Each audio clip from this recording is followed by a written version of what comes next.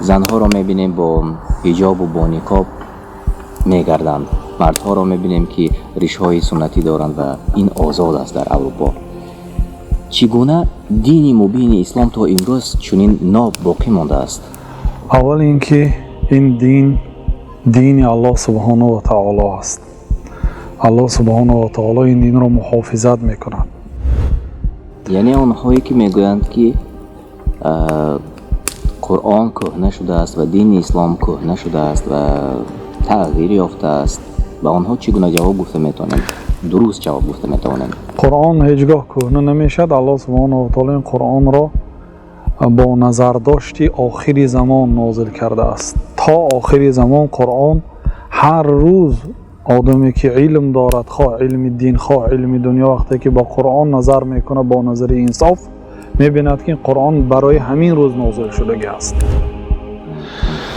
و وقتی که نشسته بودن یک اعرابی در آمد، یعنی بادیه نشین، صحرانشین، شخصی که از حضارت و از مدنیت دور است، در آمد و فبال فی طائفة المسجدی، میگن در یک ناحیه مسجد، در یک گوشه مسجد پیشاب کرد. یعنی اجازه است که یگان نام را با صیغه تصغیر نام بری کنیم. مثلا حسن است، حسین حسنچه است، ترجمهش با صیغه تصغیر آمده است.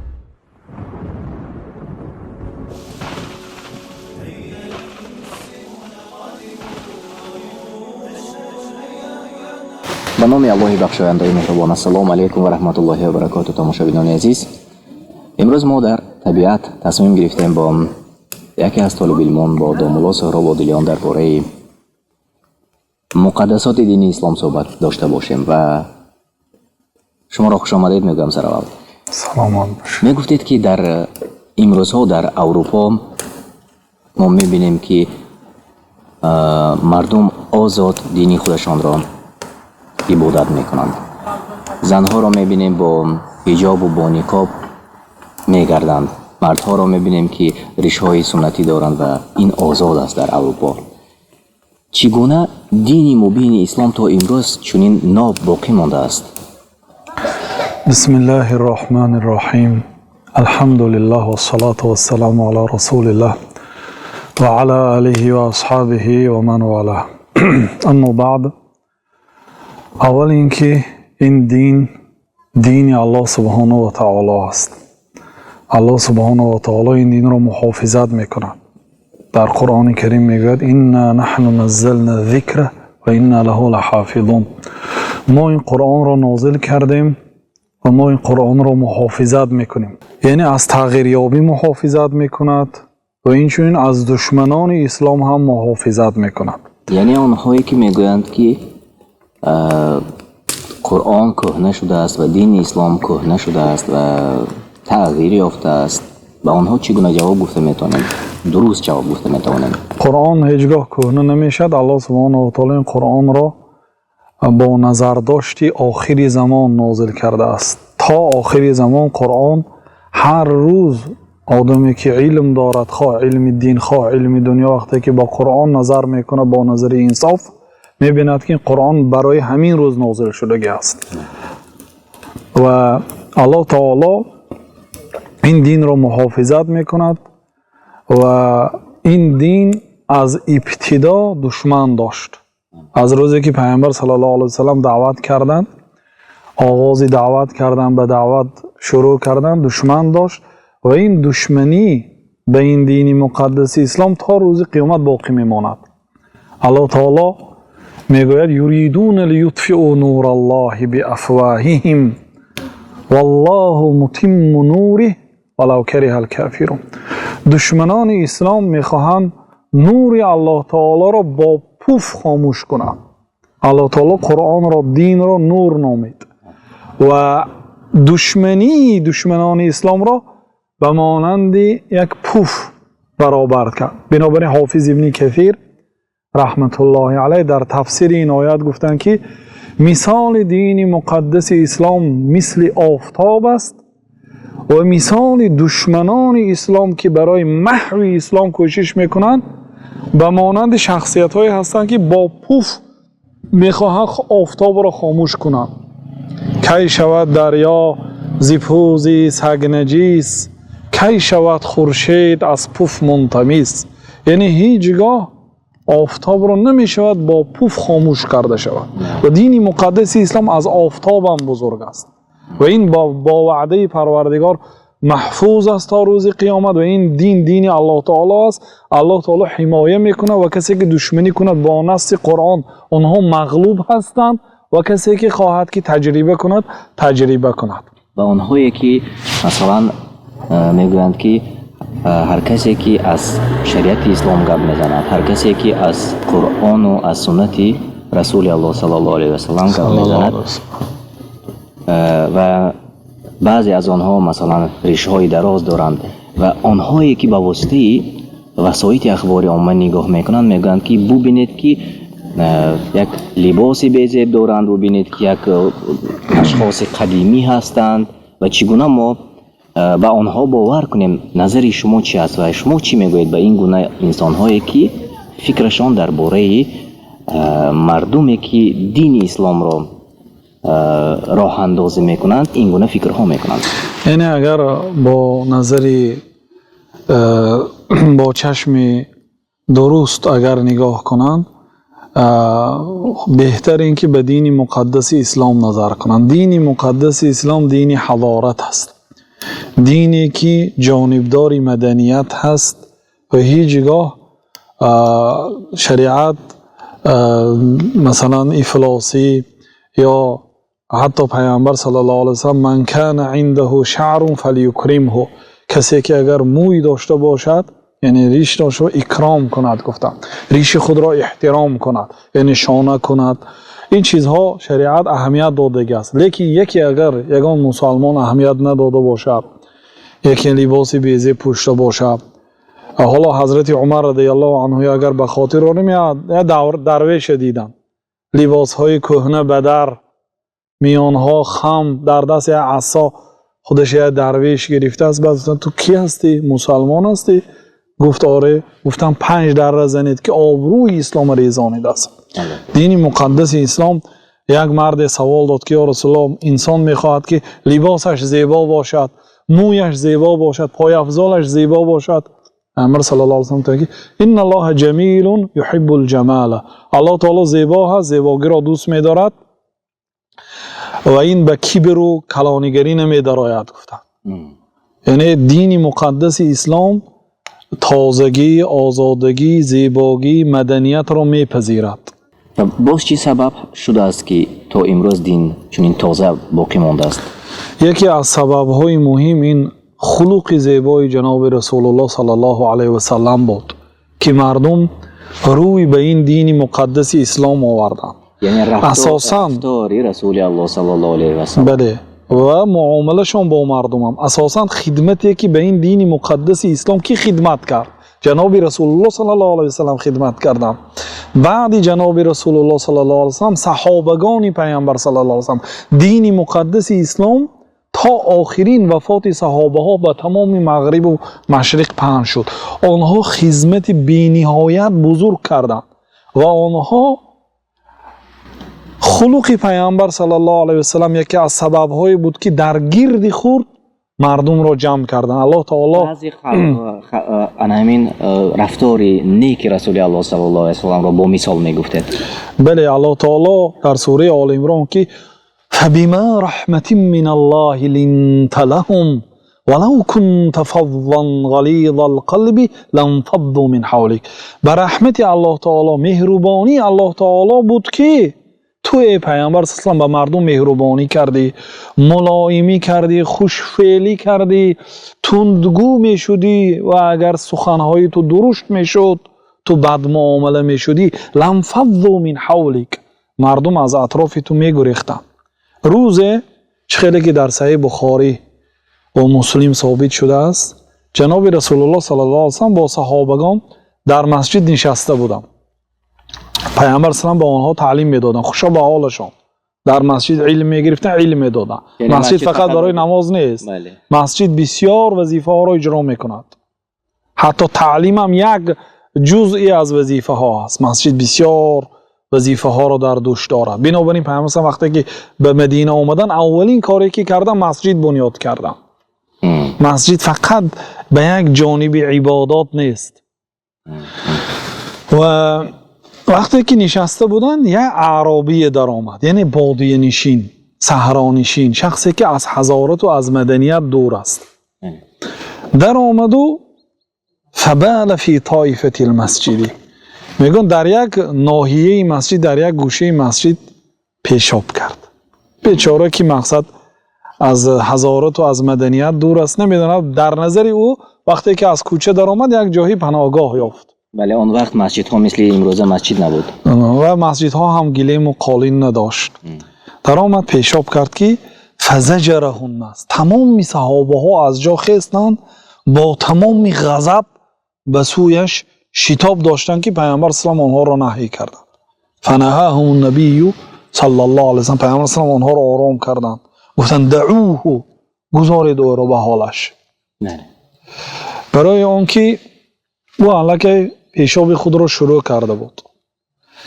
اگر مقصد صحابه ها از نهی این اعرابی نجاست نشدن مسجد باشد، بسیارتر نجاست میشد. چون که وقتی که اینها هجوم میکردن و میگریخت، وقتی که میگریخت بسیارتر جای مسجد نجاست میشد. غیر از این لباسش هم نجاست میشد. غیر از این به سلامتی خود اعرابی ضرر دارد. وقتی که انسان شروع کی کرد باید باز نیستد در مابینش. جناب رسول الله صلی الله علیه و سلم همه اینه به اینابت گرفتند و شدگی کار شد.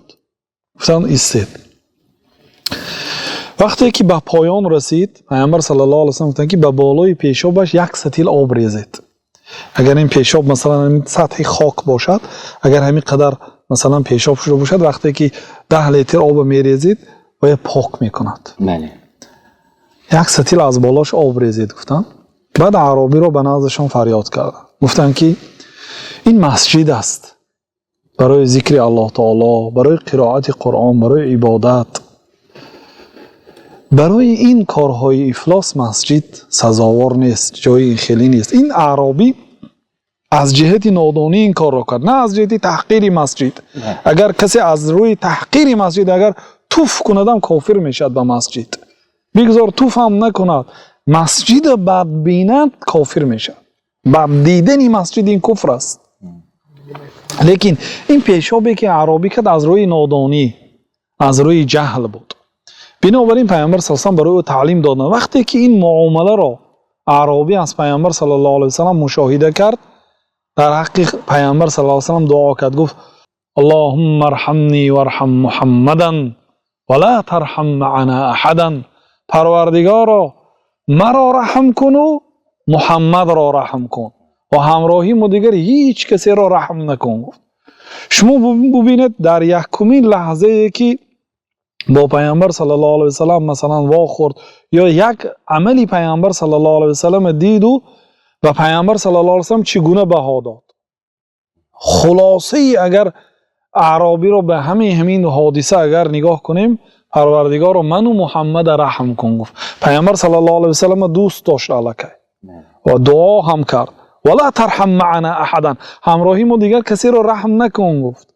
چون که صحابه ها میخواستن به او درافتن. یعنی که دید که چند نفر در غضب بود و دید که رسول الله صلی الله علیه و سلم با رفتار دیگرگون داشتند و خودش در عقلش همون در میزان ماند. الکی وای منزلت پیامبر صلی الله علیه و سلم رو در قلبش جای داد. بنابراین در حق پیامبر صلی الله دعا کرد. پیامبر صلی الله علیه و گفتن که لقد حجرت واسعا، در حقیقت چیزی وسیع رو تنگ کردی. گفتن یعنی رحمت الله تعالی را، رحمت الله تعالی همه چیز را فرا میگیره، تو تنگ کردی. گفتم انا همین قصه یک قصه هست که خلق پیامبر صلی الله علیه و سلم را هم اعرابی دید و خلاصه برداری کرد و هم صحابه ها از این عبرت های بزرگ آموختند. یعنی چندین حکمت ها داشت. بله، پیامبر صلی الله علیه و سلم وقتی که با مردم معامله میکردن یه معامله داشتن که با آنها سخت نمیرسید. شما اگر یک کسی از یک کار منع کنید، نکن گویید، سخت میرسد. لیکن پیامبر صلی الله علیه و سلم میگفتن همینه، لیکن با یک اسلوبی که به صحابه ها سخت نمی رسید. مثلا حضرت ابو بکر که از غیر ابو بکر هستند، یه روزی به مسجد دیر آمدن که مردم در رکوع بودن. این هم وقتی که از مسجد در آمد با برابری در آمدن رکوع کرد، حالا که بین ابو بکر و بین صف خیلی مسافه هست.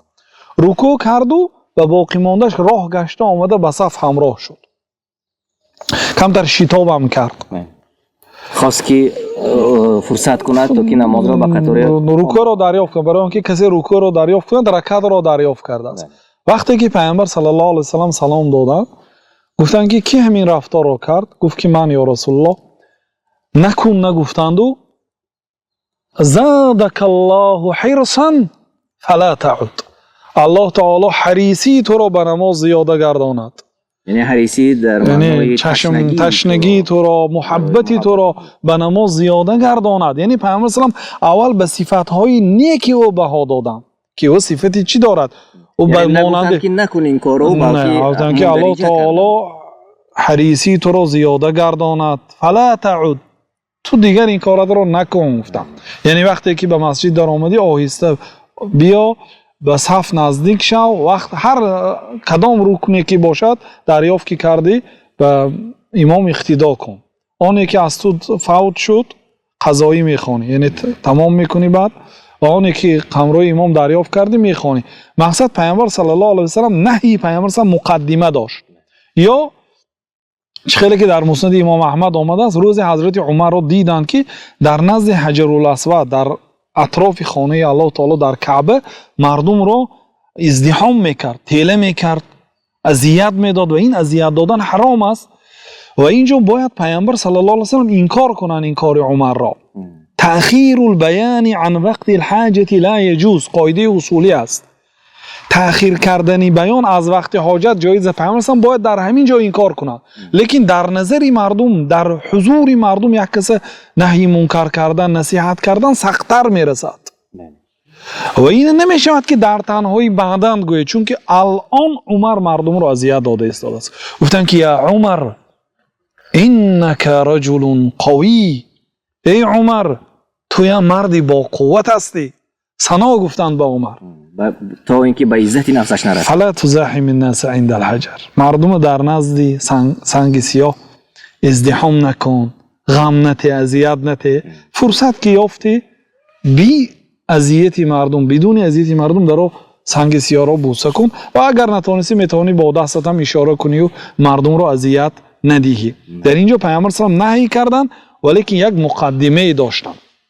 اینچنین در صحیح بخاری و مسلم از حدیث ابو هریره رضی الله عنه ثابت شده است که حضرت ابو هریره روزی به نزد پیامبر صلی الله علیه و سلم آمد. گفت که یا رسول الله من اسعد الناس بشفاعتك یوم القیامه، کی سزاوارترین مردم به شفاعت شما روز قیامت؟ کی خوشبختترین مردم به شفاعت شما روز قیامت؟ پیامبر صلی الله علیه و سلم باید به این سوال جواب دهند، لیکن یه مقدمه کردن. گفتن که لقد ظننت يا أبا هريرة ألا يسألني عن هذا الحديث أحد قبلك لما رأيت من حرصك على الحديث. ای ابو هریره، در حقیقت من گمان میکردم که یگان کس از تو پیشتر آمده در این مسئله مرا نمیپرسد، چون من در تو حریصی را به علم حدیث میبینم. یعنی حضرت ابو هریره به علم حدیث واقعا میل خاص داشتن، محبتی خاص داشتن، بنابراین راوی اسلام هستند. یگان کس مثل ابو هریره زیاده از 5000 حدیث از پیامبر صلی الله علیه و سلم روایت نکرده است. گفتن که در حقیقت من گمان میکردم که یگان کس از تو پیشتر آمده این مسئله رو نمیپرسد، چون من در تو حریصی در علم حدیث رو میبینم. این ثنا هست، این مقدمه هست. بعد به سوالش جواب دادم. اسعد الناس بشفاعت یوم القیامه من قال لا اله الا الله خالصا من قلبه، سزاوارترین مردم به شفاعت من، خوشبختترین مردم به شفاعت من آن شخصی که لا اله الا الله را از قعر قلبش میگوید، یعنی خالص برای الله شده میگوید با فهم معانیش. برای تفسیر شما و باز نظر شما درباره آنهایی که امروزها دعوت به اسلام میکنند و اما انا همین گونه خصلتی نیکی رسول الله صلی الله علیه و سلم ندارند. یعنی که چون که شما گفتید نوکک رسول الله صلی الله علیه و سلم اول مقدمه میکردند و سخنهای خوب میگفتند و بعد از آن نهی میکردند یا من میکردند از کاری که بد است. اما امروز معلوم است که در بعضی حالتها بعضی برادران و بعضی طالب علمان میگویند که انا همین کار رو نکرد یا اینکه انا همین کاری بد رو کرد از اسلام خارج شد یا کافر شد. با اونها شما چی گفته میتوانید؟ یعنی علی کل حال ما باید در همه کار ما به قرآن و سنت برگردیم. ما خیلی که الله سبحانه و تعالی گفت قل هذه سبیلی ادعو الی الله، بگو ای پیامبر این راهی من است. ادعو الی الله، من مردم رو به سوی الله دعوت میکنم علی بصیرتی، با بینایی. الله تعالی علم رو در قرآن بینایی نامید، برای آنکه کلمه عمی ها هم از کلمه نابینا گرفته شده است. عمی ها به معنای نابیناها و شخصانی که آنها را دعوت به سوی الله تعالی میکنند آنها بینا هستند. یعنی بینا خیلی که نابینا را راهنمایی میکند، آنها را به راه راست، به راه نزدیک، به راه بی خطر باید راهنمایی کند. همین گونه آن آدم هایی که مردم را دعوت به سوی الله تعالی میکنند باید با بینایی دعوت کنند، به سیرت جناب رسول الله صلی الله علیه و سلم نظر کنند، به اخلاق جناب رسول الله صلی الله علیه و سلم نظر کنند، عبرت گیرند، طبق دعوت پیغمبر صلی الله علیه و سلم دعوت کنند. من و پیروان من گفتم، یعنی من و پیروان من با همین راه، یعنی با بینایی مردم را به سوی الله سبحانه و تعالی دعوت میکند. بنابراین جناب رسول الله معامله هایی که با مردم داشتند که سببی شد که آنها نه فقط مال خود را بلکه خون خود را، جان خود را در راه این دین مقدس اسلام فدا کردند. فدا که ابی و امی یا رسول الله، پدر و مادری من فدای شما باد یا رسول الله میگفتم. لبیک یا رسول الله، وقتی که پیامبر نامش را میگرفتن لبیک یا رسول الله، معنی لبیک چی است؟ معنی لبیک این های خالی نیست، یعنی ای فلانی گفتن لبیک یا رسول الله گفت، یعنی رفت و اگر شما یگان فرمان یگان سپارش داشته باشید اون سپارش اجرا است از جانب من، گفتنی معنا دارد. اگر ما به رفتار جناب رسول الله صلی الله علیه و سلم با صحابه ها نظر کنیم، واقعا رفتار خاکسارانه و به هر یک طایفه قشری مردم موافق پیامبر صلی الله علیه و سلم صحبت میکردن. یعنی شما چی تفسیر میتید به آنهایی که چنانکه پیشتر گفته میگن که اگر این کارو نکرد یعنی قطعا با آنها یک حکم میبرند، یعنی با سنت پیامبر صلی الله علیه و سلم دعوت کنند. طبقی پیامبر صلی چه خیلی دعوت کرد. مرد با نام ظاهر بود، بادیه نشین بود، صحرایی بود. گاه پیامبر صلی الله علیه و سلم را زیارت میکرد و پیامبر صلی الله علیه و سلم او را دوست می‌داشت. اون صورتی بی‌زیب داشت، شخص یک کمبغل بود. روزی پیامبر صلی الله علیه و سلم به زیارتش رفتن که نبود. بعد گفتن که او در بازار است، به بازار رفتن دیدن که یک متاعهای ارزان میفروخت، چیزهای عادی میفروخت.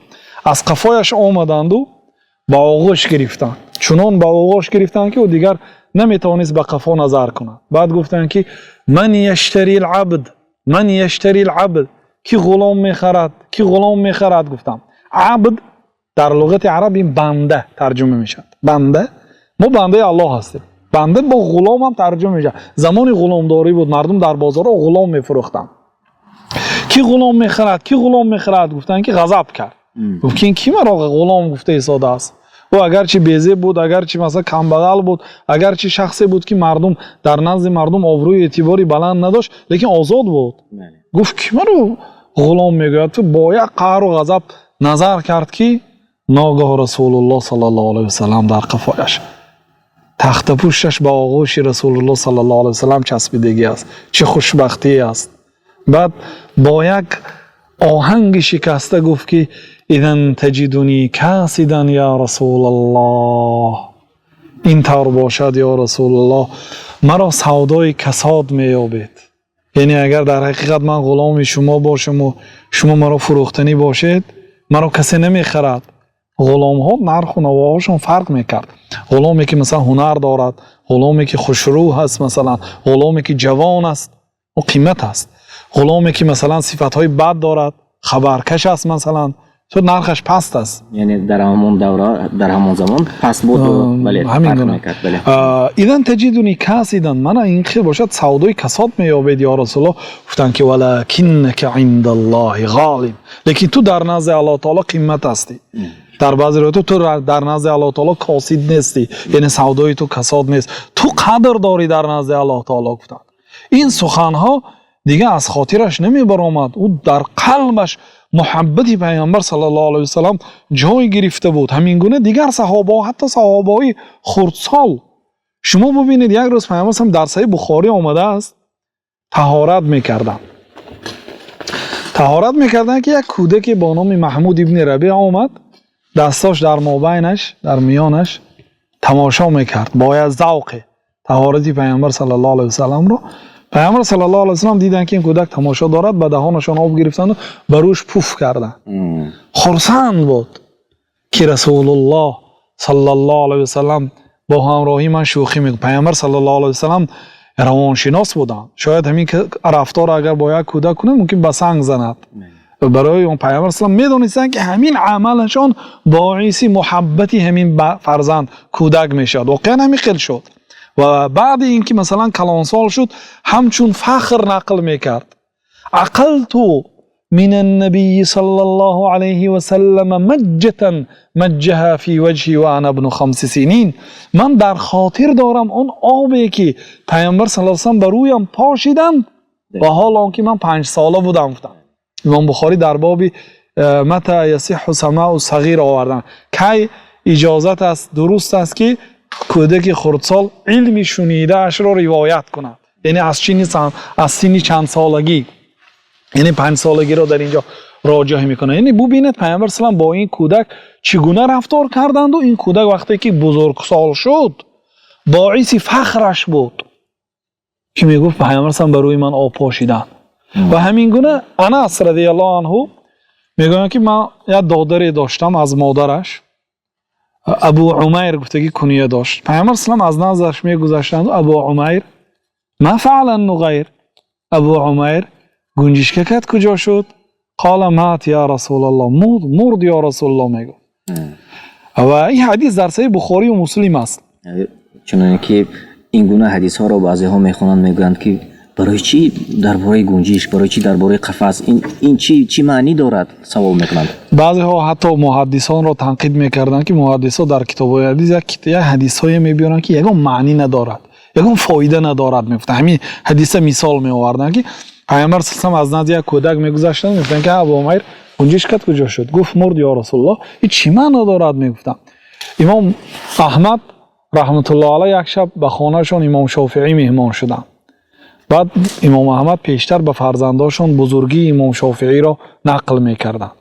وقتی که امام شافعی مهمان شدند، بعد خفتن به آن کس جای خواب دادند و آن کس خواب کردند. وقتی که به نزدشان آبی طهارت مانده بودند به نماز تهجد، سحر به بامداد آمدند که همه آب ایستاد است.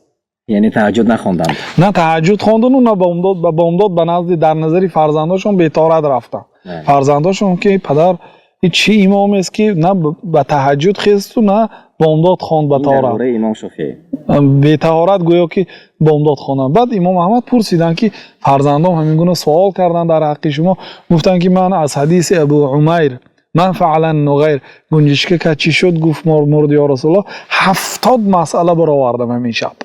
یعنی در جایگاه اگرچه دراز کشیده بودن لیکن خواب نبودن، استنباط کردن. یعنی چی است 70 مسئله؟ چی در نظر 70 مسئله فایده برآوردن. 70 مسئله معناش به 70 سوال جواب. مثال این است که پیامبر صلی الله علیه و سلم به نماز جماعت میرفتند، کودک رو میدیدند و ابو عمر گنجشکت کجا شد میگفتند، لیکن او رو نمیگفتند که خیز وقتی نماز شد به نماز رو. نماز جماعت دلالت میکند که به کودکا فرض نیست، واجب نیست. این چونین کودکی پیشتر از این گنجشک بازی میکند، بازی کودکان رو پیامبر صلی الله علیه و اقرار کردند که کودکا باید یعنی نصیبه از بازی هم داشته باشند. شه اسلام نمیگوید که یعنی 24 ساعت علم آموزی، یعنی برای کودکا یا وقتی معین برای بازی هم باید جدا شن، چون پیامبر صلی الله علیه و اقرار کردن بازی کودکا را. دیگر این است که اگر پرنده یا حیوانی را، جانوری را در قفس نگاه داشتن اجازت است به شرطی که آب و طعامش را در وقتش دهید. چون به پیامبر هم نگفتن که این گنجشک سرته، نگفتن در وقت زنده بودنش، بلکه اقرار میکردم. و مثال دیگر این که ابو عمیر معناش پدر عمیر.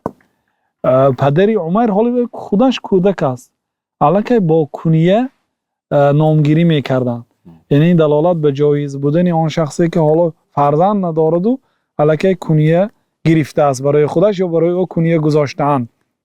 خیلی که مادر مومنان حضرت عایشه هم ام عبدالله گفتم، مادر عبدالله بودن.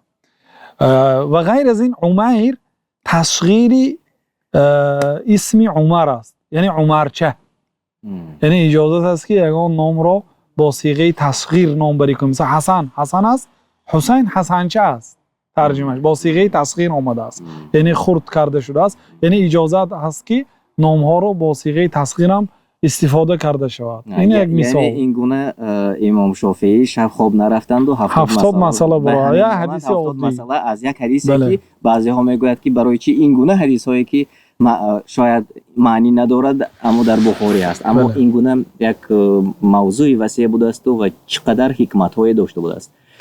تشکر زیاد میگم و این لحظه ما در طبیعت با سهراب عادلیان ختم کرده دانشگاه مدینه منوره فاکولته حدیث شریف صحبت کردیم و درباره خلق رسول الله صلی الله علیه و سلم و ان شاء الله باز روزهای نزدیک ما همین موضوع را، چون موضوع بسیار وسیع است، با شما دوام میدیم.